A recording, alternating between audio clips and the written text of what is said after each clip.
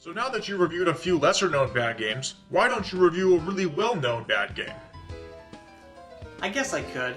What would you suggest? Final Fantasy Mystic Quest! What? That's not a bad game. But lots of people say it's a terrible game! I doubt a lot of those people have even played that game. But a lot of them probably have! Okay, but even so, they're probably not looking at the game with the correct mindset. Some 30-year-old man ranting about a game made for 8-year-olds and saying how it doesn't have an epic story like Final Fantasy 4 or 6 is kind of missing the point. So, you're not going to review it? No, I want to review it. Let's redeem this game. I don't think Mystic Quest deserves the reputation it has received in the gaming community.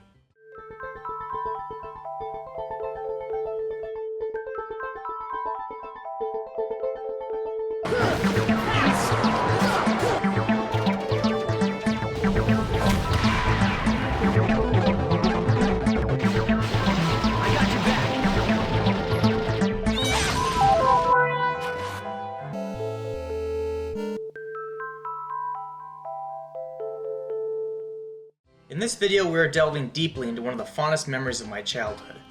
There are a lot of Final Fantasy fans who have unspeakable hatred for Mystic Quest, but I personally liked it. While it's not the first computer RPG I ever played, it's the first Final Fantasy game I ever played. I rented it at a local mom-and-pop video store in my hometown and beat it by the end of the weekend. I enjoyed it enough that I rented Final Fantasy IV, and from then on I was hooked on console-style RPGs for the rest of my childhood.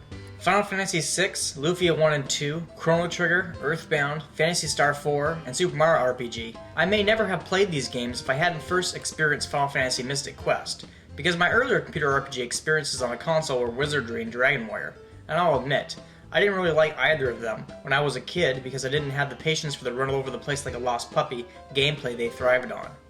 That means this show that you've been watching, the RPG Fanatic, probably wouldn't have existed if Square never made Mystic Quest.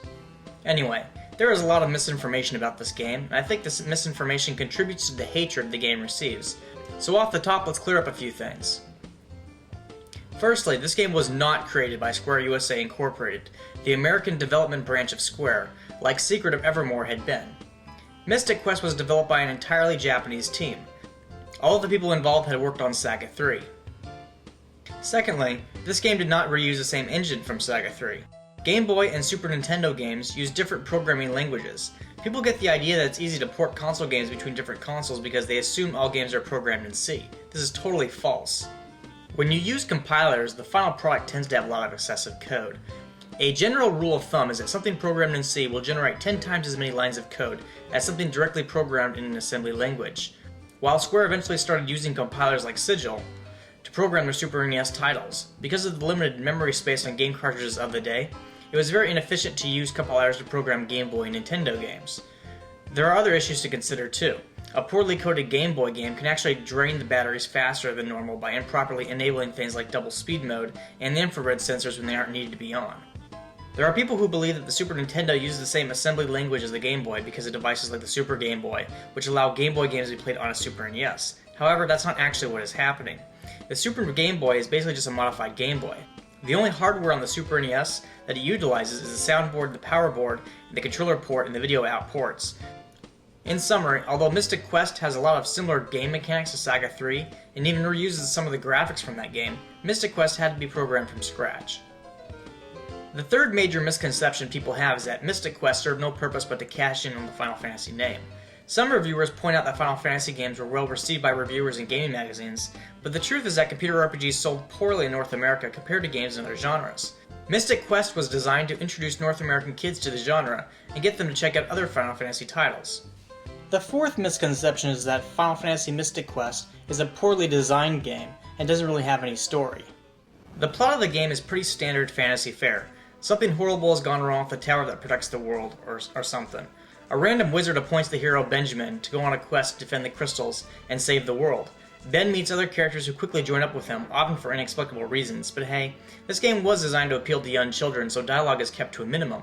But I'm not going to sugarcoat it. The narrative reads like the author clearly didn't care about plot development, and the characters pretty much have no personality. Something that is good about the story is that the game starts out in the midst of action. There's no lengthy backstory to watch or creation arc where the hero goes about his daily life until the call to action. A lot of console-style RPGs tend to have these prologue arcs, and they tend to bore me a lot because it generally takes 10 minutes until you can actually find out what the gameplay is like. Since we're on the subject of gameplay, let's talk about the combat. The game uses a turn-based combat system that seems to be a heavily watered-down version of the combat system used in SaGa 3. The biggest difference is you can only have one party member with you at a time, and they are controlled by the game's AI by default, but the game options allow you to choose to manually control their actions. The second big difference is that spells are divided into schools of wizard, white, and black magic, and each school has their own spell points rather than sharing a pool of generic magic points. Graphically, small little changes have been made to the SaGa sprites. A monster's graphics change depending on how much damage they have taken, to give a visual cue to how much progress the player is making toward defeating them. And if you happen to die in a battle, you can simply restart it and try to use better tactics. Let's talk about the music. The music is pretty damn awesome. Hell, the regular battle music is just as epic, maybe even more so, than any battle theme featured in a numbered Final Fantasy game. Bad battle music is too soft or repetitive, and makes you want to fall asleep. The music in Mystic Quest rocks out, making it harder to do so, which is really important since there isn't much depth to its gameplay. While we're on the subject, another nice touch is the option to display HP using a more traditional life meter, rather than simply display the hit points as a numerical value. As an adult, I prefer to see the numbers, but as a child I preferred the life meter because it was more familiar to me. The inventory menu is divided into usable items, weapons, and armor. Rather than read through a long list of text, the player need only select from a small number of graphical icons to equip or use items. Again, this kind of inventory system GUI is really ideal for children who are new to the genre. Also, like the early Dragon Quest games, characters automatically equip their strongest armor. Ben can also use weapons on the dungeon maps to navigate terrain, and he can also jump and push objects. I imagine these puzzle elements were added to make the game more appealing to kids, since the most popular Super NES titles of the day, like The Legend of Zelda: A Link to the Past, had a heavy emphasis on puzzle-solving gameplay. Though random battles were normally part of Final Fantasy games, there are none in Mystic Quest, making dungeons less frustrating to navigate as you don't get into a battle with every other step. For those who want to grind, there are battleground maps on the overworld that allow you to do so. The overworld map only allows the player to travel on a predetermined route, much like the overworld map in Super Mario Bros. 3 and Super Mario World. I think this is a good change considering when I first played Dragon Quest as a child, I was turned off by the need to randomly search the overworld map for the place I needed to go. And the game also has no save points. If you want to save, you can do so from anywhere in the game at any time. When you look at all these elements together, sure, the game is really easy. But it's supposed to be. Mystic Quest was designed to convince children to play turn-based combat games, which, really, hadn't been very popular in North America, and inevitably didn't become very popular until Final Fantasy VII came out in 1997. As for the last remaining common criticism, that it has no Final Fantasy series elements, well, I totally disagree. The storyline revolves around crystals of different elements, just like prior Final Fantasy games did.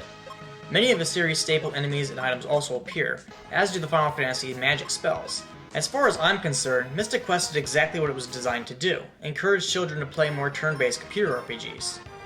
Personally, I may never have played Final Fantasy IV if I had never played Final Fantasy Mystic Quest, because I usually avoided sequel games unless I had played the first one. I mistakenly thought Mystic Quest was the first, but because of that I was able to discover 4. So Mystic Quest is the game that set me on the path of becoming the RPG fanatic. So really, how bad can it be? Well, this has been my review for Final Fantasy Mystic Quest. Hopefully I've convinced some of you guys that it's not as bad of a game as people make it out to be. I still think the game sucks donkey balls. Yeah? Well, nobody cares what you think.